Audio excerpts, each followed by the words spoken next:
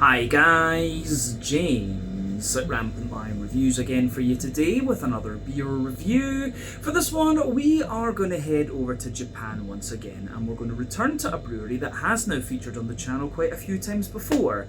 Now, these guys are still a relatively new addition to the Japanese beer scene, but they've built up a very good reputation for themselves over the last few years. And if people were to ask me about this brewery, I would say that they're probably best known for their different kinds of New England hazy, whatever you want to call them, IPAs, but they have been diversifying a bit in recent times and doing lots of different styles, which has been really exciting to see. So hopefully we can review more of those on the channel for you going forward. Keep your eyes peeled for those reviews. But the beer that we're going to have a look at today is a style that I have had from them several times before. It's one that I know they can do very well, and it's also one of their latest releases here in Hong Kong. So needless to say, I'm very curious to see what this beer is going to have in store for us. Hopefully it's another good beer. Hopefully it makes for an interesting review, and as always, I hope that you guys watching enjoy my take on this one as well. So yeah, like I said, we are going to head over to Japan. We are going to go to a little bit to the southwest-ish of Tokyo, to Shizuoka Prefecture, and to be specific, we are going to a little town called Mochimune, which happens to be home to the wonderful West Coast Brewing. So this particular beer is called the Hop Oracle. It comes in at 8% ABV, and this is another New England Hazy Imperial Double, whatever you want to call it, IPA. So yeah, here in Hong Kong we do get the West Coast Brewing beers regularly through City Super, and yeah, this is one of the latest ones that I picked up in June of 2025. I think it was maybe released at the start of June 2025, if I'm not mistaken. But yeah, I have had many New England Hazy IPAs from this brewery before. These guys are one of the breweries, along with the likes of Uchu, who really kind of helped kick off this style in Japan, and they're doing some really damn good stuff. So if you want to try Japanese craft beer, West Coast Brewing is a very good place to start. And yeah, they do quite a wide variety of different styles these days, so pretty much pick a style from this brewery that you enjoy and you will find yourself in for a bit of a treat there, in my opinion.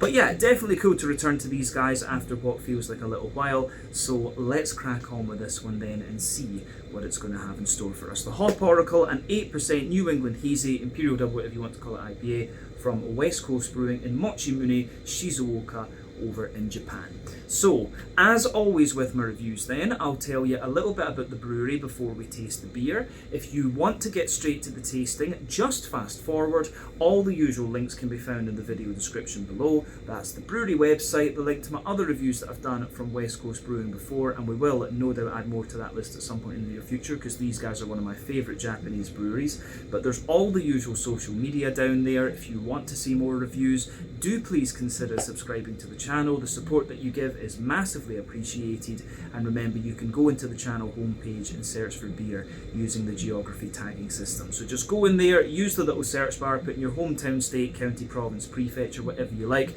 If I've reviewed beers from the area that you search for, they will pop up. Failing that though, you can check out the playlist of beers from different countries. You'll find this one in the Japanese playlist along with a number of other things. That's being added to quite regularly, of course, because we do get a decent selection of Japanese beer in Hong Kong, and I'm very often over there visiting my son as well. So yeah, I enjoy reviewing my Japanese beers, but make sure you check out the playlist of beers from other countries as well, because there are some very interesting things on the channel these days, even if I do say so myself. But yeah, let's go on to my brewery notes then, and I'll tell you a wee bit about West Coast Brewing once again then. So, as I mentioned to you earlier, West Coast Brewing are based in Mochimune in Shizuoka Prefecture in Japan, right next to Mount Fuji. Very scenic part of Japan from what I gather, somewhere that I still need to visit, so hopefully we can do that over the next year or so. But West Coast Brewing was founded back in 2019 by Derek Baston, who's originally from Seattle in Washington in the US Pacific Northwest, and he has a background in architecture. So Derek originally came to Shizuoka back in 2003, and he would often visit different breweries during his trips home to the US, and he says that he's always been inspired by the craftsmanship that went into the West Coast US beers, and he wanted to bring some of that back with him to Japan, because he felt that when many breweries first in the country at the time doing that. But apparently the idea to found his own brewery can be traced back to 2014 when he designed the Shizuoka distillery for Gaiaflow, who have facilities all over the country. But this was his first real look inside the brewing and distilling world, and it inspired him to visit other breweries and distilleries around Japan and talk to those inside the industry. And apparently doing this made the whole process of starting his own brewery seem a lot less daunting.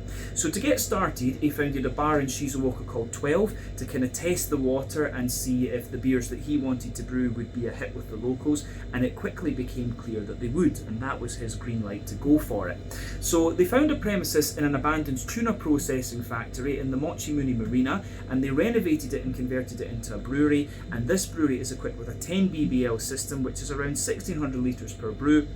They've got they started off with 10 fermentation vessels there and 2 bright beer tanks, and the latest figure I could find for the brewery was that they're producing between 12 and 20,000 litres of beer per month. But the 3 brewers that they have are Satoshi Niwa, who is from Japan, he's the brewing manager. There's Cedric Mel, who is from France, and they've also got Grant Scholler from the US, and I think they've kind of been expanding the staff over the last little while as well, from what I understand.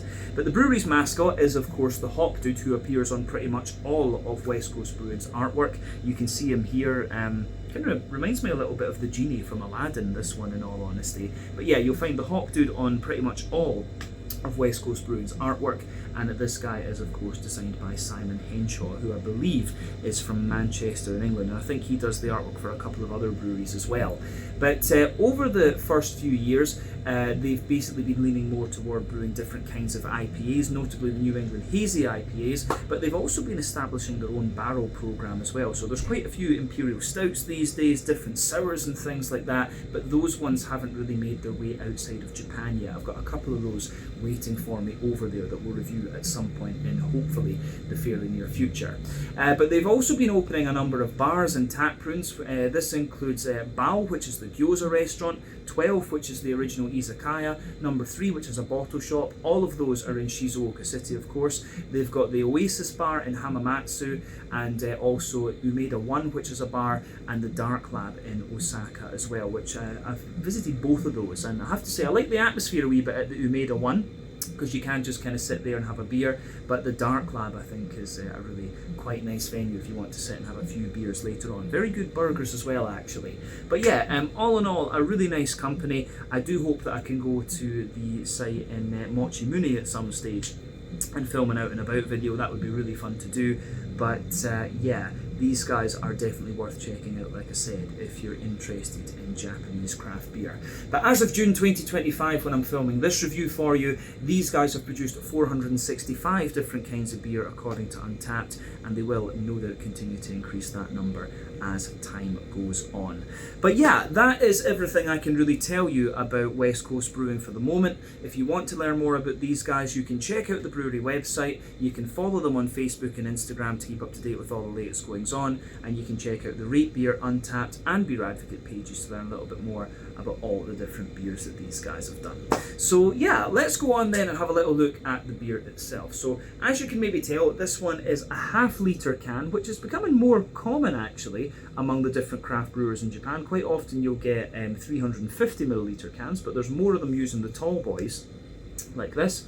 You've got a plain silver top on the can there. You can see the Japanese braille as well, which I think is always quite a nice touch. As we said earlier, this one is called the Hop Oracle, comes in at 8% ABV, and it's a New England Hazy Imperial Double, whatever you want to call it, IPA. And there you can see the Hop Dude doing his kind of meditation and stuff there, reminding me of the genie from Aladdin, like I said. You can also see the West Coast Brewing symbol on the side of the can there, which is quite nice. And from what I understand, this beer is hopped with Riwaka from New Zealand and El Dorado from the US. So we know these hops quite well. Riwaka has quite a low alpha acid, if I remember correctly. It's only about 4 or 5%, if I'm not mistaken, but it gives you quite a lot of grapefruit and passion fruit from what I remember, and it's quite known for its distinctive floral spice. El Dorado, on the other hand, is known mostly for its kind of pineapple notes. It's an American hop, as I mentioned earlier, but yeah, about 14% alpha acid as well, if I'm not mistaken. But yeah, lots of pineapple is what I remember getting from El Dorado in previous beers.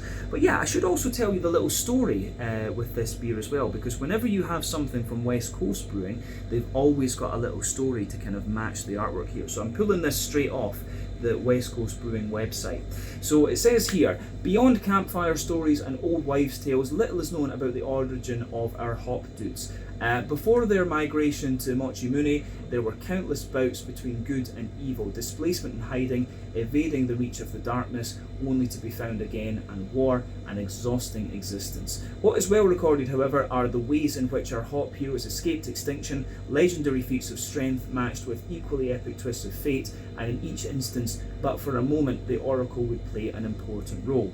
With yet another siege looming, we call upon the Hop Oracle for guidance. Some say it's a hop dude created machine, a kind of tesseract of light. Others say that the Oracle is a creature without form, made of the purest lupulin in the universe. We say it looks like a middle-aged hop dude with lit spectrum goggles, and also doubles as a genie, part-time circus gig. But the great Oracle may or may not come to aid our heroes, but he will be bringing the hazy goods, loaded with Ruwaka and several magic carpet loads of El Dorado. This is an 8% citrus-masked juicy fruit elixir that we are totally convinced gives you 3000% of your government-recommended daily dose of vitamin C. It doesn't though, and how dumb are those recommendations really? It is time to spectrum up and make the Nemesis and his boys shake in their boots. After a brew, of course. So yeah, there's your little blurb from West Coast Brewing. They've always got cool little videos on the website as well of some of the staff trying the beers and describing them and telling you the story as well. Those are in Japanese though, so yeah, you need to be a Japanese speaker to kind of get the most out of those. But yeah, like I say, 8% New England Hazy Imperial Double, whatever you want to call it, IPA this one, El Dorado and Ruwaka in it, the Hop Oracle. Let's get this guy out into the glass then and see what it's all about. Looking forward to this one. I love my West Coast Brewing IPAs. So here we go. Heard from quite a few people that this is a good one, but yeah, pretty much anything you get from West Coast Brewing tends to be pretty damn good in my experience. So yeah, I'm not getting too much in the way of head on this one when we pour it. We've maybe got about 75% of the beer out and into the glass at the moment, but yeah, just before the head disappears, you can see that this beer poured with about a quarter finger of quite a soapy, I would say slightly cream coloured head. I'll just bring that up to the camera to let you have a little look at that. You can see just kind of soapy bubbles in there. I can't see a canned on date or an export date on this. Is it on the bottom? It says it was packaged on the 7th of April 2025. So we're drinking this beer at just about 2 months old actually, so it should still be in pretty damn good condition. But yeah, the carbonation not really holding up on this one actually. I'm not sure exactly why that is. The head has faded away very, very quickly. Just a few wisps in the middle of the glass and a wee ring around the edge there. 1 or 2 bubbles sticking toward the edge of the glass too, and a wee stream heading up toward the surface also. But yeah, all in all, appearance-wise, this looks pretty nice. I think on the camera it's appearing a little bit paler to you guys than it is to the naked eye. For me, this one has the appearance of a very kind of bright yellow mango juice. I always like comparing the appearance of New England IPAs to different fruit juices. That really is just what they remind me of. But remember, the colour of your beer depends on a few things. 1, the type of malts that you use. This goes a long way to determining your EBC rating. 2, length of your wort boil is going to play a role, because the longer you boil the wort, the more the sugars caramelise and thus you get a darker coloured beer. But any barrel aging that you do or adjuncts you put into the beer will affect its colour as well, but you don't often have to care about that when it comes to the IPA style category, of course. But yeah, as I say, this one, very bright yellow mango juice colour for me. We've seen New England IPAs that look like this before. In terms of the level of haziness in this beer, it has got a good little bit of haze to it, but it's getting toward that soupier and gloopier end of the spectrum. So remember, the level of haze in these beers depends on the oak content, wheat content, and to a degree what yeast you use. And yeah, that can vary from beer to beer, brewery to brewery, and so on.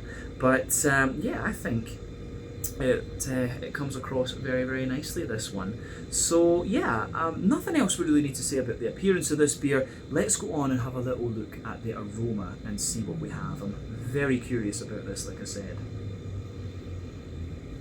Ooh, now, going to say straight away, this one is pretty damn nice, and it's in good condition as well, actually. One of the things with New England IPAs is that you don't want to drink them too fresh because you get a lot of green out of them. But if you let them sit in the can a wee bit and mellow out, you can get them in very nice condition. And I think this one is going to be, just going by the aroma, I think this is going to be in really nice condition. But it's giving you everything you want. You've got that lovely kind of smooth, creamy backbone in there, nice little bit of bright green component, lots of juicy fruitiness. It smells great.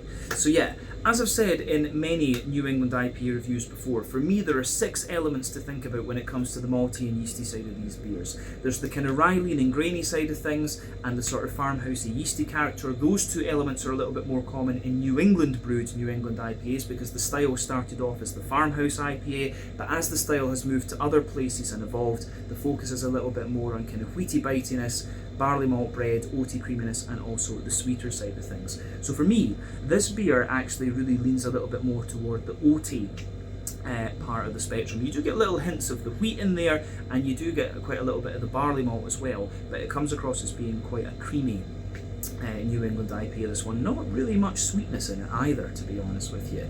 But yeah, let's just do as we always do and break the aroma down and describe it for you that little bit more in depth. But it smells great, it smells lovely. Quite tropical fruity leaning, this one as well, I should add. But yeah, the backbone of this beer, you've got some lovely kind of fresh white bready bread crust in there. You've got little hints of kind of woodiness, but a little bit of cracker as well.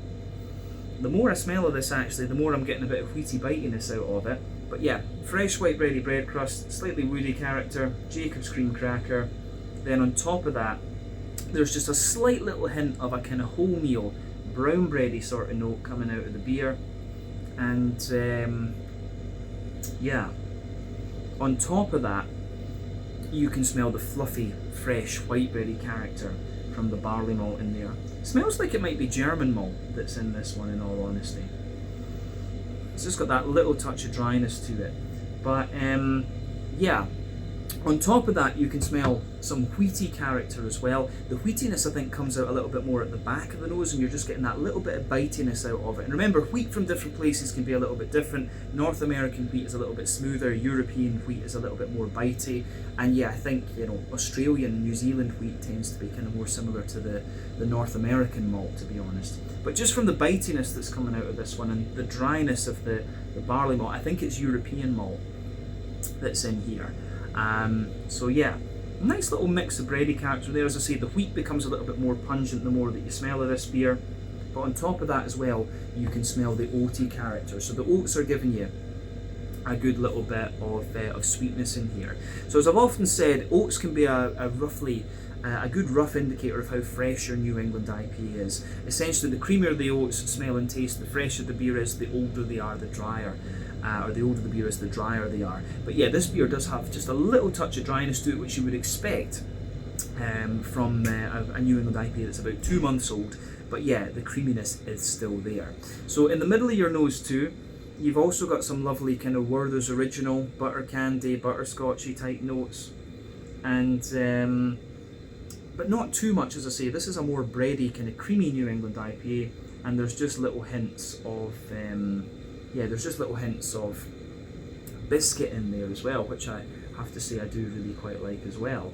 Yeah, aroma wise, the malty side of this beer is really pretty nice.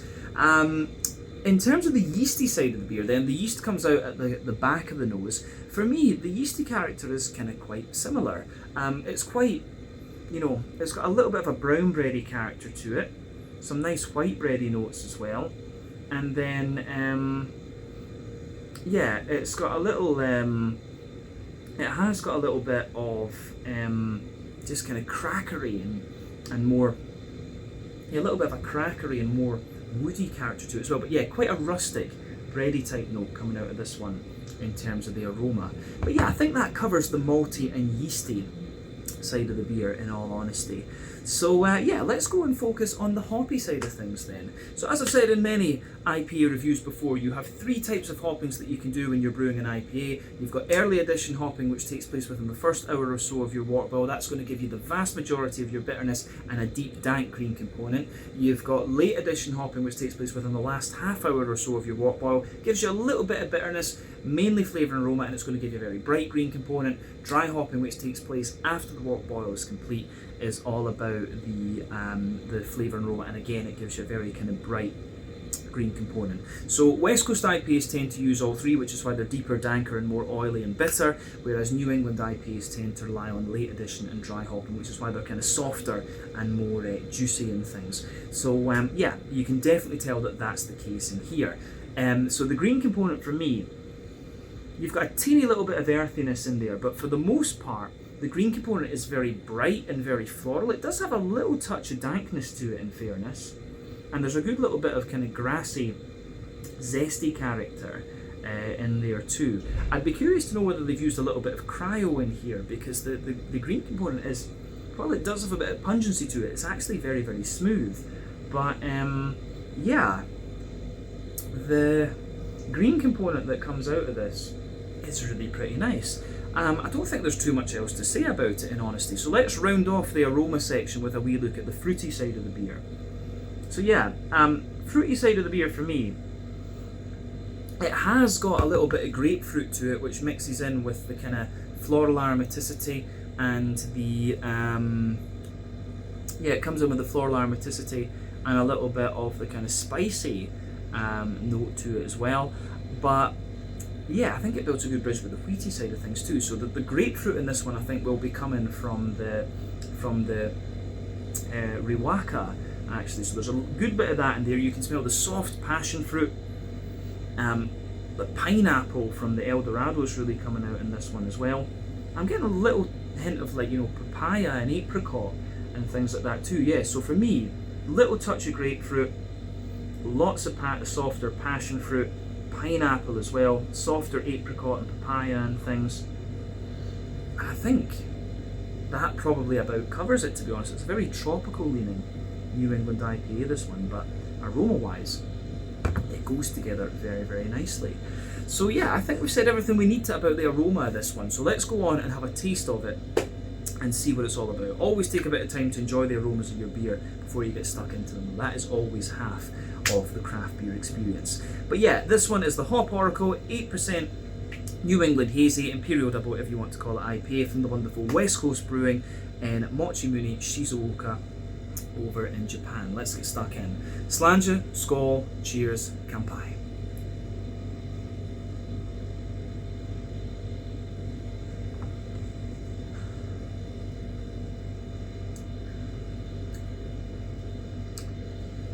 Yeah, going to say, this is one of the kind of creamier and smoother New Englands that I've had from West Coast Brewing over the last few years. These guys are a great brewery. I do really like what they're doing. But yeah, the flavour profile of this one this has got to be one of the smoothest and kind of softest New Englands I've had from these guys. There's quite a few of the ones I've had recently, I remember, are just that little bit more wheaty and bitey, and I was kind of expecting that from the aroma. So this beer does diverge a little bit in terms of the way the malt base goes together from what you would expect based on the aroma. But again, it's a lovely beer, so massive thumbs up to West Coast Brewing once again. Great job. But yeah, gives you everything you want. Nice little bit of green component, wee touch of bitterness in the aftertaste, lovely smooth malty backbone, and yeah, you've got that juicy fruity character coming out of it as well. It's awesome.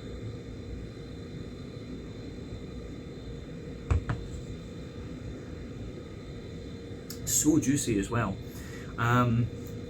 Yeah, so let's break this one down then and describe the flavour for you that wee bit more in depth. So middle third of your palate, backbone of the beer, lovely kind of fresh white bready bread crust in there, as you very often get.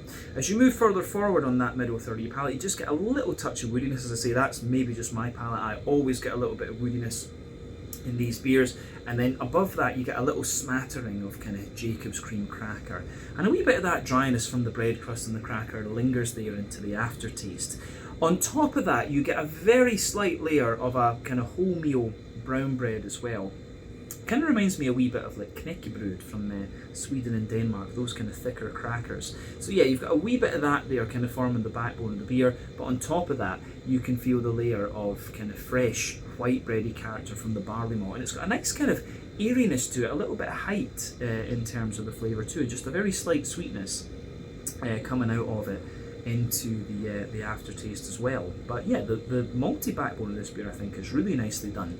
The next layer up is a more dense wheaty sort of white bready character there. As I've often said, sweeter flavours come out further forward on the palate, more dry and bitter flavours come out further back, so you can feel that on the front of that middle third of your palate the wheat is actually really quite smooth, but just further back it's got a little touch more bitiness to it as well.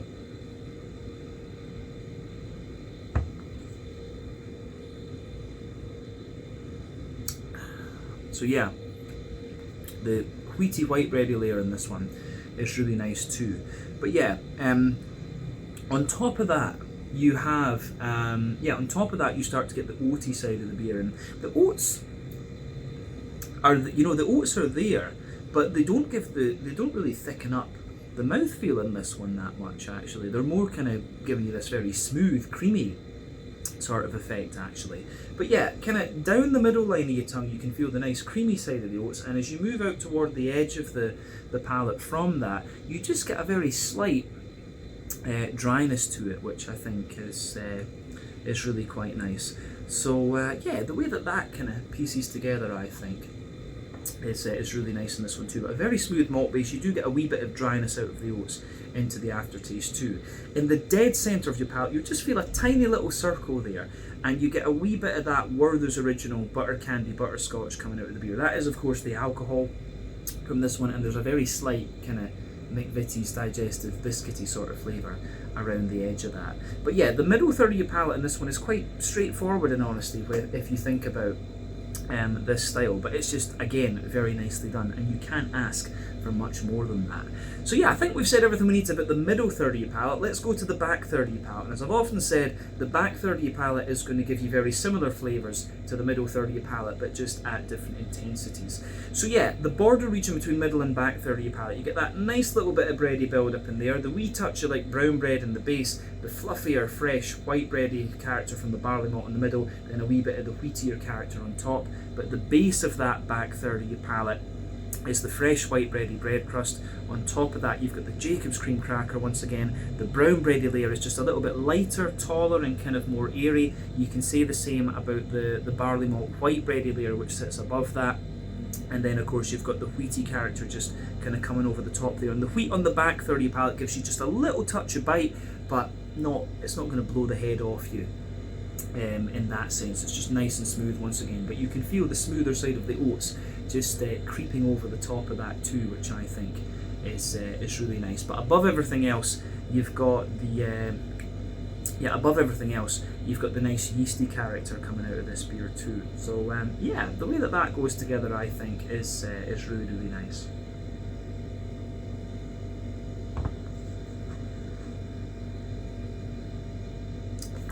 Yeah. So, the yeasty side of this beer for me, of course, the yeastiness sits on the top of everything else on that back third of your palate. So, at its core, it's maybe like a slightly sweeter wholemeal brown bread, but then as you come out from that, it's kind of more like white bread. It is like a kind of sweet white bread in there, but just a little touch more grainy and things, and then the outside of it is like a soft cracker kind of white bready bread crust once again, and the yeast gives you a little bit of dryness into the aftertaste too, kind of like the bread crust and the cracker in the middle third of your palate. But as I say, the malty backbone in this one is really nice. One of the smoother and slightly creamier malty backbones that I've had from the West Coast beers over the last little while. But I think we've said everything we need to about back third of your palate, other than the fact that the flavour is definitely taller on the back third of your palate, and as you move further forward into the middle third of your tongue, it just kind of condenses down and squashes together that little bit more. So yeah, really nice stuff. Yeah, let's focus on the hoppy side of things then. So we'll go to the green component first. In the back corners of the palate, there is a little touch of earthiness in there, and as you move further forward, you do get a little hint of pine resin, particularly into the aftertaste. That's one of the traits of Riwaka. Riwaka can give you that little bit of pine and sort of floral aromatic spice. So as you reach the front corners of your palate, there is just that little bit of floral aromaticity and kind of spiciness out of this one. But overall, the green component further forward, it really smoothens out quite nicely. And round the front curve of your tongue, the beer is just that little bit lighter and more grassy, I would say. So yeah, it's interesting stuff, this one. This is, you know, the whole vibe of this beer is just a little bit different compared to the other hazies we've had from West Coast in the past. But let's look at the front third of your palate then, and the fruity side of things, just to round off the flavour section of this video. So yeah, border reaching between front third and middle third of your palate. Again, you get that little bit of bready build up in there. You've got the wee touch of brown bread in the base, the fluffy white bread from the barley malt in the middle, then the more dense wheaty character on top. The base of that front third of your palate is again the fresh white bready bread crust, the cracker, the wholemeal brown bread, the white bread, the wheat, and a little bit of the smoother side of the oats. And then you've got that nice oily bubble where the juicy fruity esters just roll their way out of the beer. So yeah, let's have a little look at that fruity side of things then.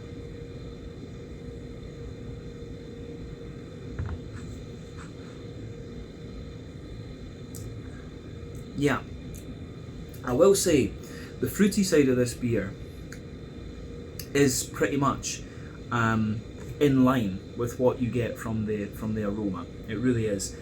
So at the back, the only other thing I would say is a bit different is at the back of that front third of your palate, there's a little touch of a slightly peachy sharpness in there.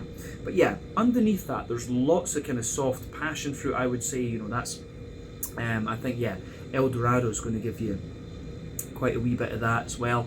But yeah, as you move further forward into the middle of that front third of your palate, the flavours kind of pile up a wee bit. So you've got a wee bit of kind of apricot underneath and maybe a little bit papaya as well, but lots of juicy pineapple kind of sitting on the top there. And just behind the very front tip of the tongue, there's just a very slight kind of grassy sort of citrus. So that I think is going to come from Riwaka. I think the passion fruit and the slightly more citrusy, zesty character and the floral spice, that's the Riwaka traits in this one, whereas the softer tropical fruit notes are the El Dorado in this, but the pineapple and the apricot notes kind of primarily, I would say.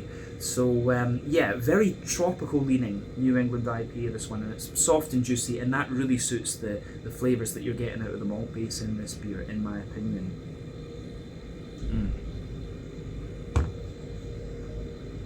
But yeah, that is nice. So yeah, let's have a look at this then.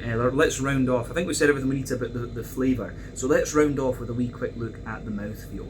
So for me, mouthfeel wise, this beer, I'd say it's maybe pushing top end of mid-bodied. The carbonation is quite smooth. It does have a degree of kind of slickness and cleanliness to it. You know, the Japanese water is very, very good quality. You know, I'm Scottish, we are water snobs, we love good quality water. The Japanese have awesome water, particularly in that kind of mountain, you know, particularly in the mountainous regions, which is most of the place, to be honest with you. But yeah, the water quality in this one gives the beer a real kind of clean mouthfeel, so you can really feel that in this one. But yeah, it does give you a little bit of dryness into the aftertaste, in fairness. But yeah, a kind of slick and slightly creamy and quite clean and very slightly dry New England IPA, I think, is a good way to describe this one. But in terms of the IBU count in this beer, it does give you that little bit of bitterness into the aftertaste. Maybe we can say about 40 IBUs for this one, particularly further back on the palate. The malt base is a wee bit drier underneath, smoother in the middle, kind of creamier on top, and very, very slightly sweet. And you've got a lovely, just soft, juicy, tropical fruit note to this one with a wee bit of zestiness into the aftertaste, which will of course be from the Riwaka. But yeah, all in all, a lovely, lovely beer, this one. And I think this is maybe one of my favourite hazies that I've had from West Coast Brewing in quite a wee while. So kudos to them for that. They do very good things in this style category, but this one has kind of struck a chord, as they say. So yeah, I think we can leave it at that for this one. This one was the Hop Oracle, an 8% New England Hazy, Imperial Double, whatever you want to call it, IPA from the wonderful West Coast Brewing in Mochimune, Shizuoka Prefecture, near Mount Fuji, just to the southwest of Tokyo, over in Japan. So once again, thank you for watching my beer reviews. Until the next time, please like, subscribe, share, all the usual YouTube stuff. Let me know your own thoughts on this beer in the comments section below. Let me know what your favourite beers are from West Coast Brewing as well, and we will no doubt return to these guys again at some point in the very near future because I love their beers. But until the next time, check out my social media, check out West Coast Brewing's social media, let me know some other Japanese breweries that you'd like me to check out in the comments section below. And yeah, you'll see more reviews on the channel very, very soon. Slàinte, skål, cheers, kanpai, and I'll see you guys later.